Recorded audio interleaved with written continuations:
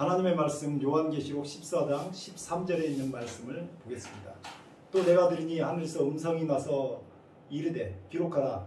지금 이후로 주 안에서 죽는 자들은 복이 있도다 하시매 성령이 이르시되 그러하다. 그들이 수고를 그치고 쉬리니 이는 그들의 행한 일을 따름이라 하시니라. 아멘.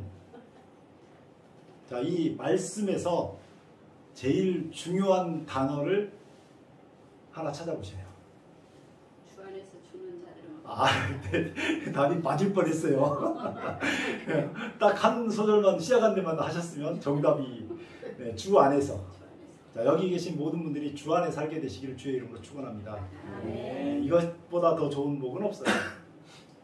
여기 계신 분들은 다 우리가 경험을 했는데 아직 못 들으신 분도 있겠지만 죽은 사람이 살아나는 경우를 보신 적이 있나요? 봤어. 네. 언제 봤어요? 네, 죽은 사람이 살아나는 게.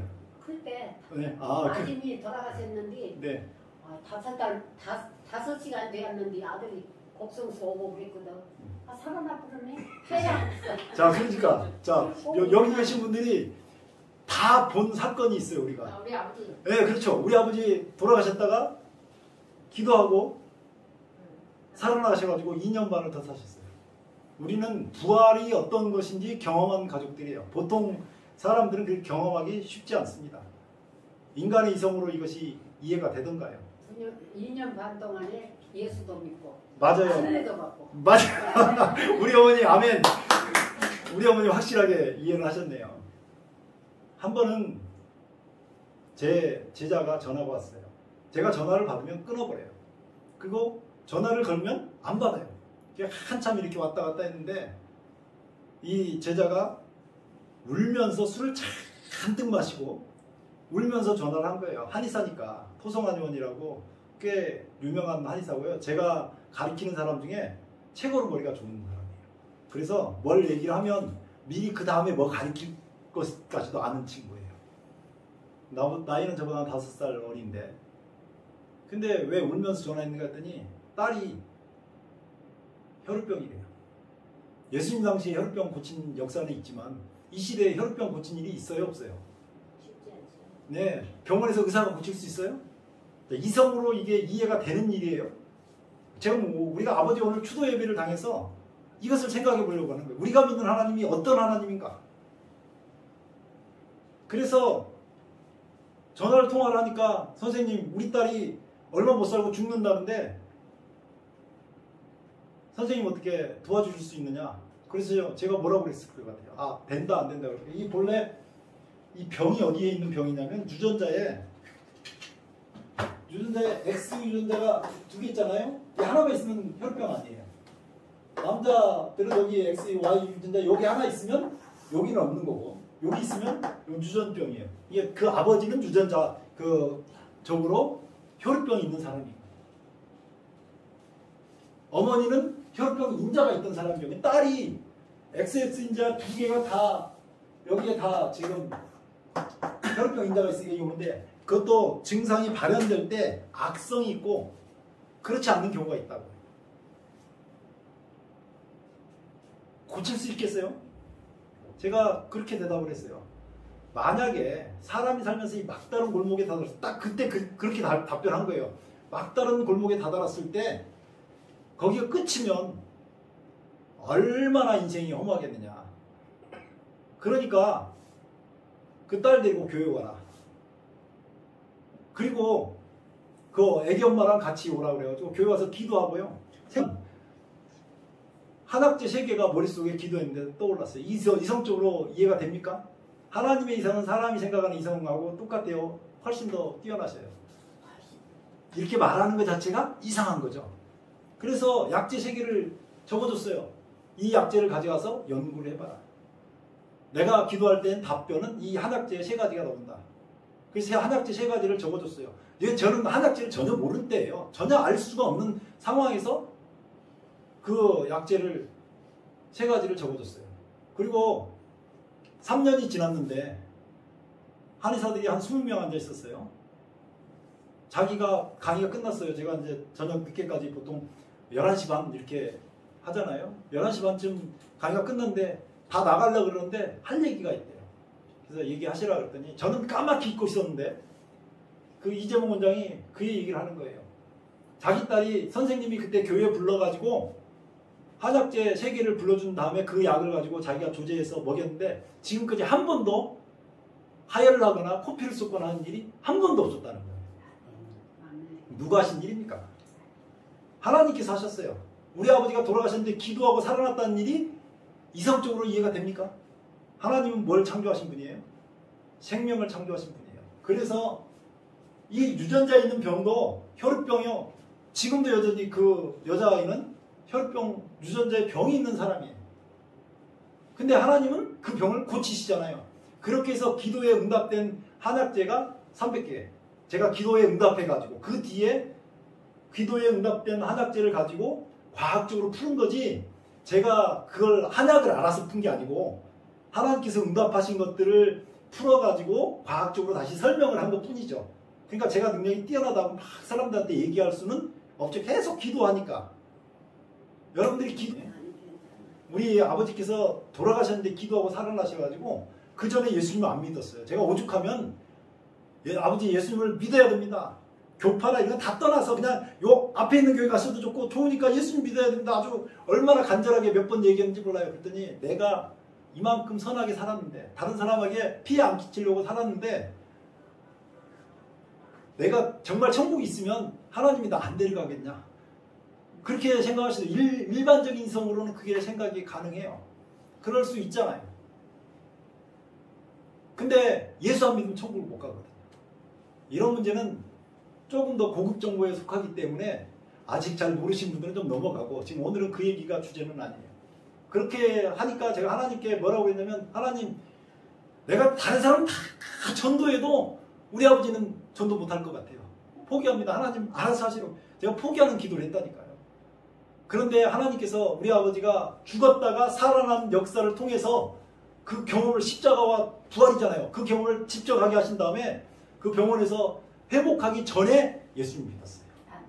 그것이 하나님께서 주신 은혜예요. 나중에 혹시라도 아버지께서 그걸 그냥 비몽사몽간에 잘못 얘기하셨나 해가지고 몇 번 확인했는데 걱정하지 마라. 돌아가시기 전에도 아버지 예수님 확실히 믿으시냐고 그랬더니 염려하지 마라. 예수님 확실히 믿고 있다. 그렇게 확실하게 답변을 하셨어요. 이거 얼마나 그게 다행인지 몰라요. 제가 요즘에 내려와서 어머니랑 사는데 우리 어머니가 굉장한 재주를 하나 갖고 계시는데 자식을 잘 울리는 재주를 갖고 계시더라고요. 우리 어머니가 저렇게 고생하시다 돌아가시면 내가 얼마나 힘들까. 나는요 솔직히 어머니랑 좀 방에서 있다가 밖에 혼자 나와가지고 참 많이 울었어요. 너무너무 불쌍한 거예요. 네. 이렇게 울고 목사님 울고 이제 그런데 내가 모르가지고 네. 이렇게 들면서 혼자 울고 있어 뒤에서. 아니 그것까지 아시면 안 되고 몰래 울려고 나왔는데 오늘 저녁 설교할 때 하려고 한 거죠. 하나 있어도 알아. 네. 어느 목사님이 저한테 질문했어요.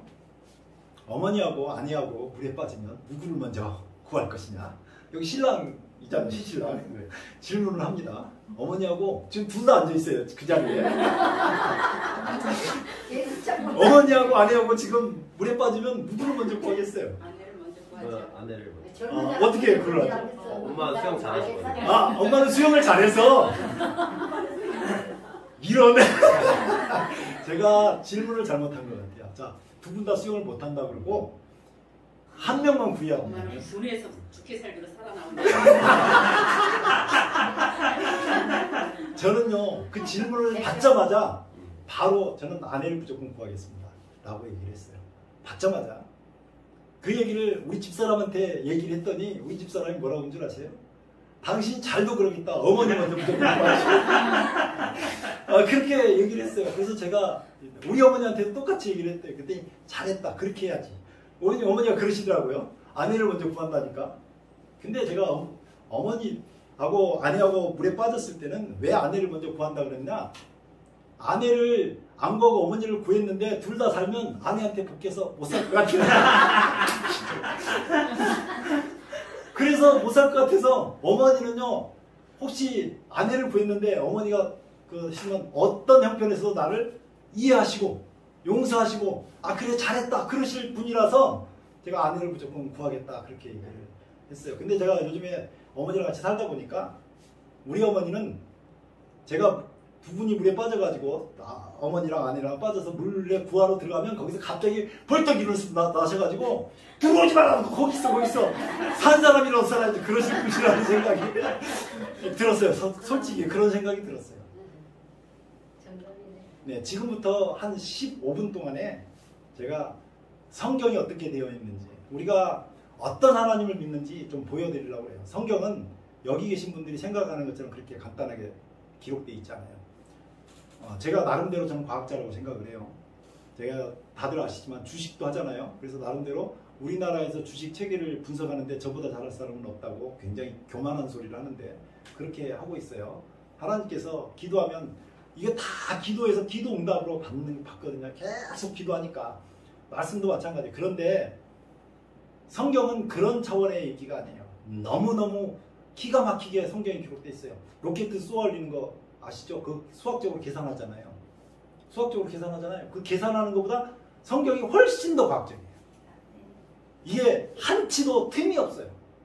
어쩌면 이렇게 성경이 이렇게 과학적으로 기록됐는지 보면 볼수록 놀라요. 내 아버지께서 믿었던 하나님이 어떤 분인지, 그리고 제가 믿는 하나님이 어떤 분인지, 내 아들이 믿어야 될, 내 딸이 믿어야 될 그 하나님이 어떤 하나님인지 우리가 오늘 안다면 우리는 한순간도 허투루 살 수 없고 한순간도 하나님을 잊고 살 수가 없다고 그렇게 보는 거죠.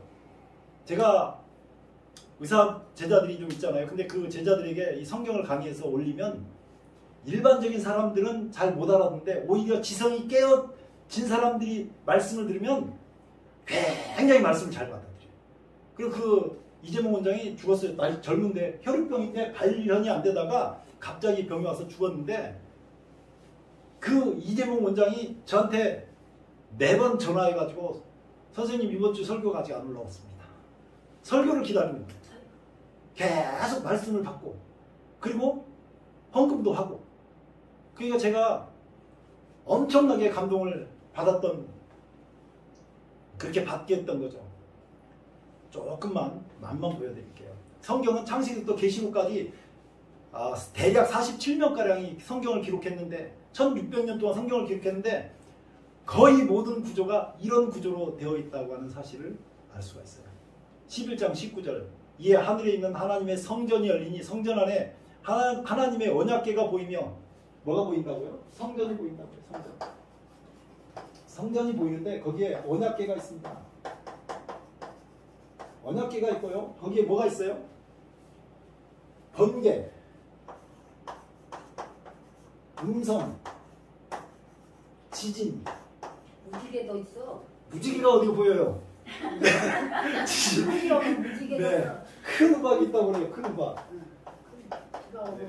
무지개가 얼마나 큰다고. 자, 여기는요. 이제 성경을 앞으로 읽어보시면 알지만 여기는 누가 봐도 시작이에요. 자, 여러분 창세기가 있으면 뭐가 있어요? 창세기가 있으면 뭐가 있어요? 계시록 있죠.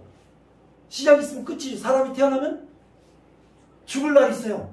성경은 인생하고 똑같이 시작하는 이 죽음과 시작해가지고 끝나는 날이 있다고 얘기하는 거예요. 그러면 이 성경도 어떻게 기록되어 있겠어요? 시작과 끝이 있게 기록이 되어 있는 거예요. 그럼 시작이 계시록이 네 부분이 이렇게 시작되는 부분들이 있고 끝나는 부분이 네 부분이 있어요. 그것이 누구나 읽으면 알 수 있도록 기록해놨을까요? 저같이 특별하게 교육받은 사람만 알 수 있도록 해놨을까요?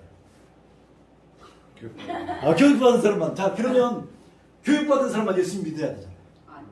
그러니까 누구든지 읽으면 알 수 있도록 해놨겠죠. 초등학교만 졸업했으면 그냥 국문만 읽고 이해할 수 있으면 누구나 보면 여기는 시작이네, 여기는 끝이네. 조금만 먼저 공부한 사람들이 얘기해주면 그것들을 다 알 수 있도록 기록해놨을까요? 네. 그래야 합니다. 여기 우리 태연이처럼 지성이 좋고 이렇게 그런 사람들만 이해한다면 이런 사람만 믿게 되잖아요. 그래서 성경은 누구나 읽으면 알 수 있도록 해놨어요. 자, 여기 시작이잖아요. 그럼 시작하고 똑같이 끝에도 그렇게 기록이 돼요. 여기 시작은 뭔가 준비되어 있는 거고 끝날 때는 여기 끝날 때 뭐가 있겠죠. 끝부분에. 계시록 11장 19절에서 시작된 부분은 16장 17절로 21절에 가서 끝을 맺고 있어요. 일곱째 천사가 그 대접을 공중에 쏟음에 큰 음성이 성전에서 보좌로부터 여기서 성전 나오죠. 똑같이 성전에서 나오기 시작해요. 성전에서 나오는데 성전에서 보좌로부터 나서 이르되 되었다 하시니 번개와 뭐가 있어요? 번개 있죠. 번개, 음성, 그리고 뭐가 있어요? 뇌성인데 여기 우레소리로 돼 있죠. 우레소리. 음성들과 우레소리가 있고, 네, 음성, 우레소리, 지진. 그 다음에 우레소리가 큰 지진이 있어. 얼마나 큰지. 사람이 땅에 있어 온 이래로 이같이 큰 지진이 없었더라. 뭐가 하나 빠졌잖아요. 우박이 빠졌죠. 큰 우박이. 자, 뭐예요? 19절에 큰 성이 세 갈래로 갈라지고 만구의 성들도 무너지니 큰 성 바벨론이 하나님 앞에서 기억하신 바 되어 그의 맹렬한 진노의 포도주 잔을 받음에 각 섬도 없어지고 산악도 간데 없더라. 또 무게가 한 달란트나 되는 큰 우박 나오죠. 큰 우박이 나와요. 그러니까 성경은 정확하게 시작에 뭐가 있고 끝에 뭐가 있는지 나와요. 성경을 읽을 때 여러분들이 창세기부터 계시록까지 이거 찾으면요 저보다 더 성경을 해박할 수 있어요. 저는 창세기든 출애굽기든 레위기든 걸어가면서도 누워서 있으면서 다른 거 하면서도 계속 성경에 그 레파토리가 돌거든요.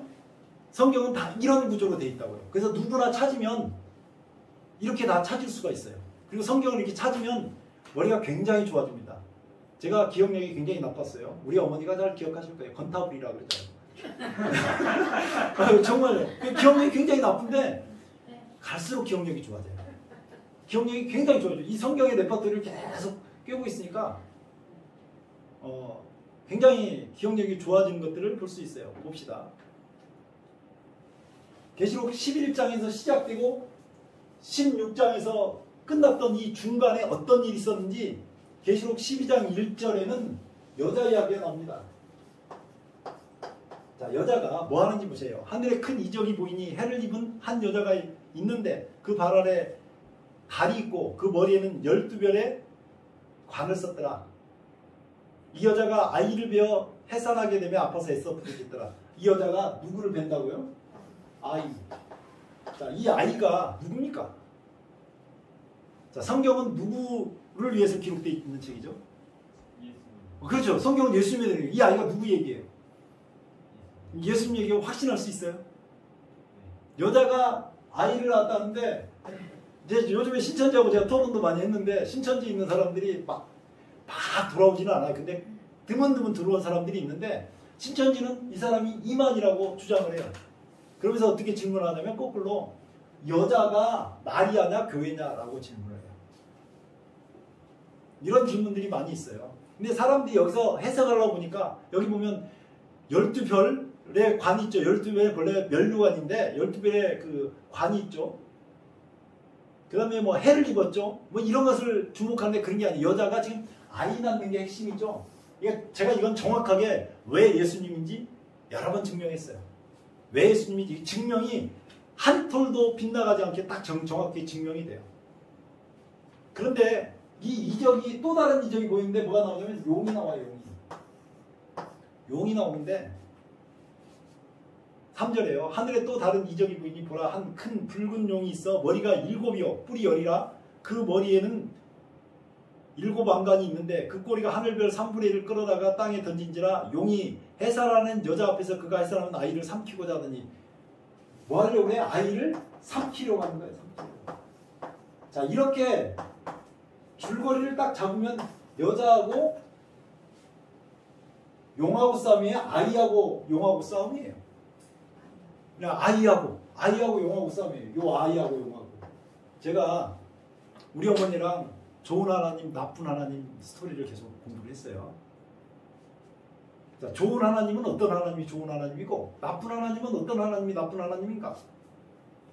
자, 내가 열심히 지극정성해가지고 그 어디 성전이도 어디 가가지고 그 신에게 봉사를 해서 신이 좀 돌아온다. 그럼 좋은 하나님이라고 해서 나쁜 하나님이라고 그랬어요. 어디 가서 열심히 그 공양을 해가지고 거기에 신을 섬기면 그렇게 해서 섬김을 받는 신은 좋은 하나님이라고 했어요. 나쁜 하나님이라고 그랬어요. 네, 나쁜 하나님이에요. 신이 능력이 있어요? 사람이 능력이 있어요? 네? 다시 신이 능력 있어요? 사람이 능력 있어요? 아니, 신이 능력이 네, 있는데 그렇죠. 사람이 하는 행위로 갖고 네. 그거를 하는 건 아니지. 네, 그러니까요.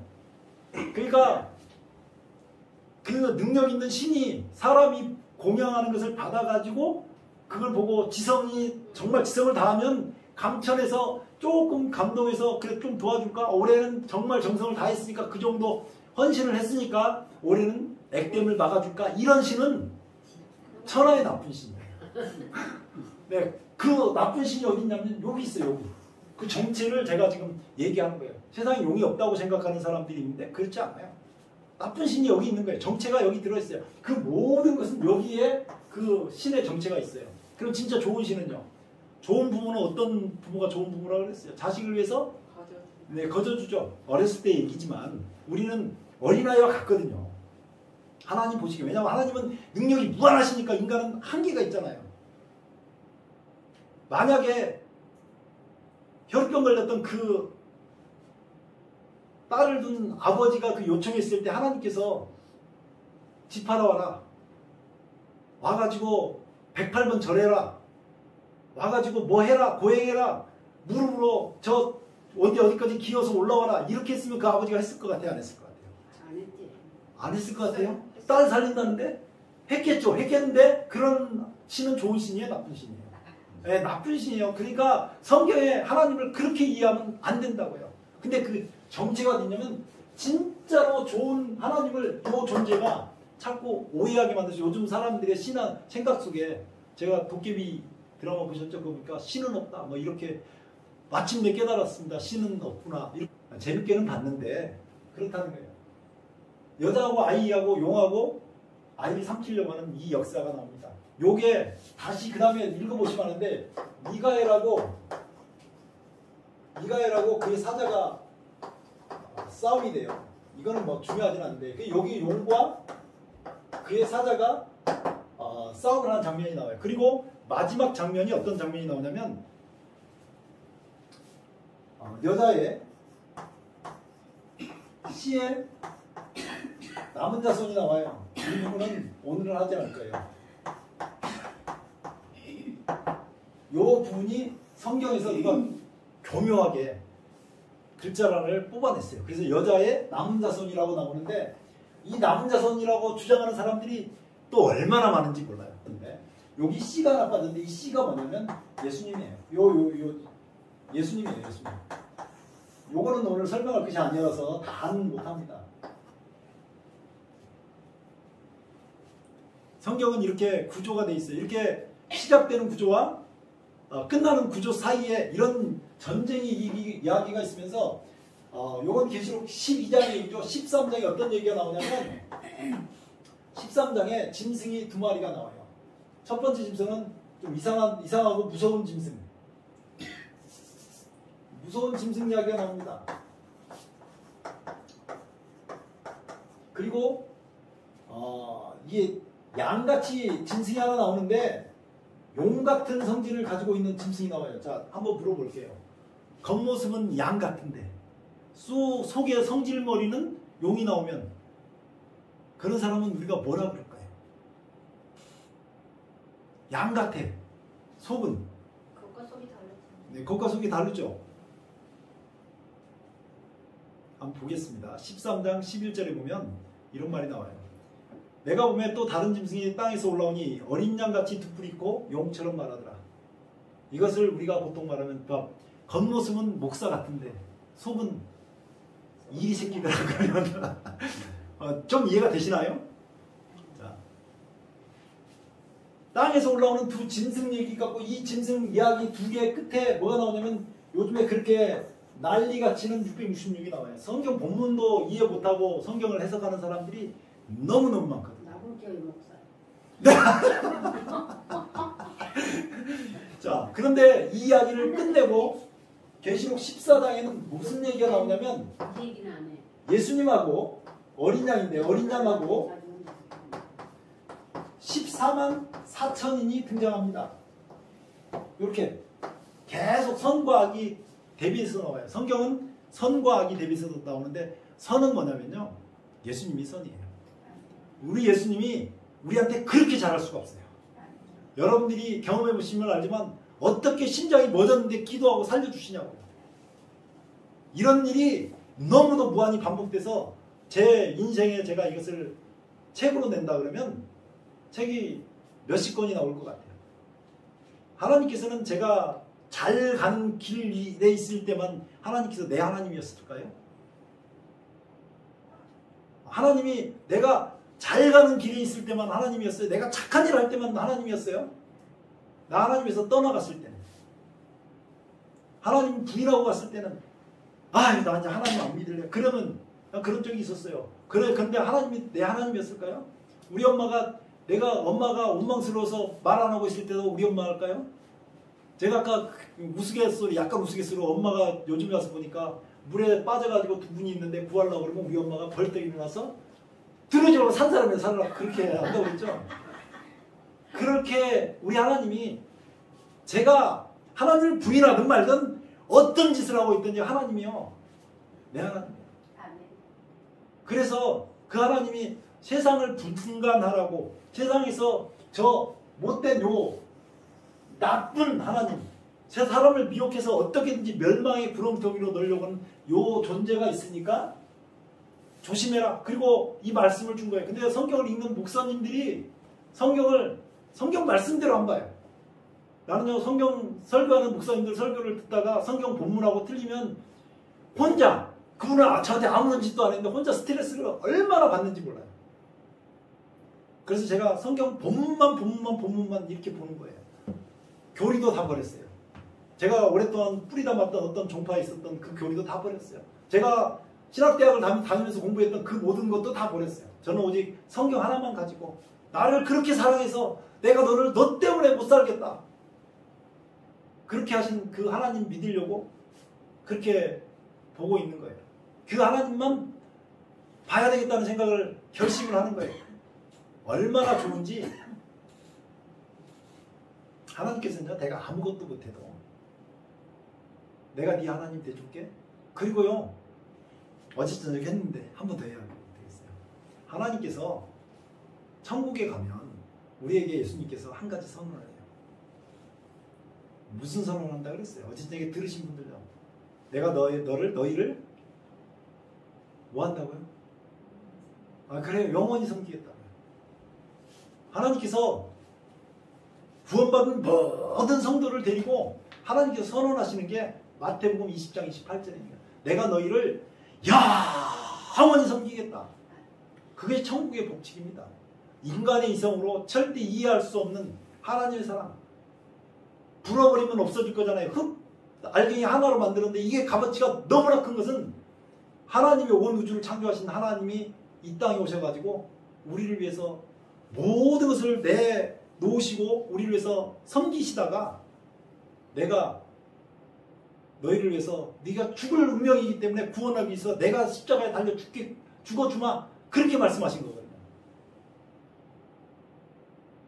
그런 하나님께서 영원히 우리를 섬기겠다. 손에 못 잡고 보여주시면서 내가 너희를 영원히 섬기겠다. 그렇게 말씀하시기 때문에 천국은 첫날이 가장 불행한 날입니다. 첫날을 너무너무 좋아요. 그런데 그 다음 날은 첫날보다 더 좋아요.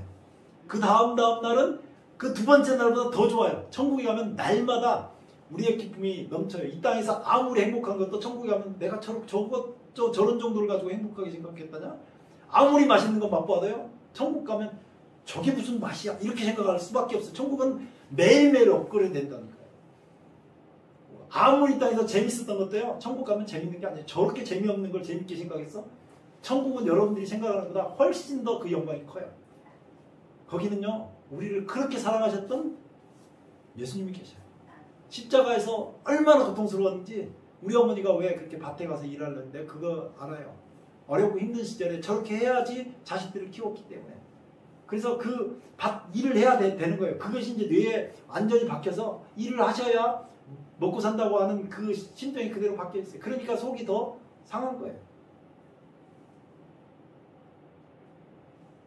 자, 이렇게 사람들이 선과 악으로 지금 계속 구별이 되거든요. 시작이고 끝이 있는 다음에 성경은 반드시 선과 악으로 구별되어 있어요.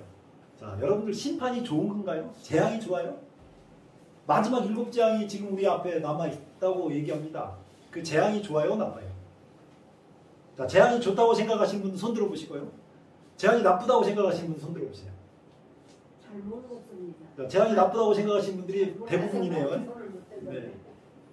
어떤 유괴범이 유괴를 했어요. 자, 유괴를 해가지고 아이를, 여기 아이가 있으면 이 아이를 죽이려고 그래요. 여기 지금 용이 여자를 어떻게 하려고, 용이 아이를 어떻게 하려고 그래요? 삼키려고 하는 것처럼 유괴범이 어떤 사람을 잡아서 죽이려고 그래요. 아이를. 그러면 그 저격수를 총으로 사격하는 것이, 지금 저격수가 사격하는 것이, 그 유괴범을 사격을 하는 것이, 총으로 쏘는 건 나쁜 일이라고 생각하는데 좋은 일이에요, 나쁜 일이에요? 자, 재앙은 그렇게 내리는 거예요. 하나님께서 마지막 7재앙을 내릴 때는 하나님의 백성은 보호하시고,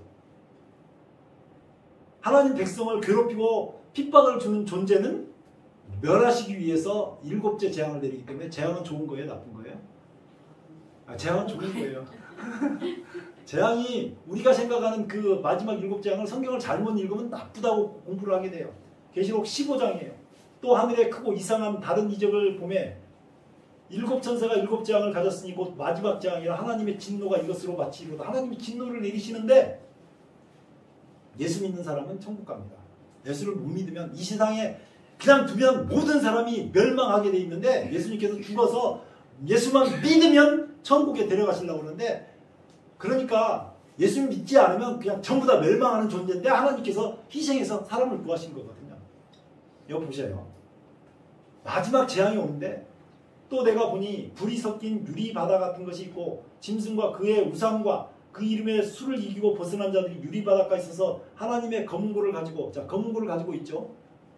하나님의 종 모세의 노래, 어린 양의 노래를 불러 이르되 주 하나님 곧 전능하신 이시여 하시는 일이 크고 놀라우시도다. 자, 이 사람들이 뭐 하고 있어요? 찬송하고 있어요. 여러분들 찬송 자주 하시나요?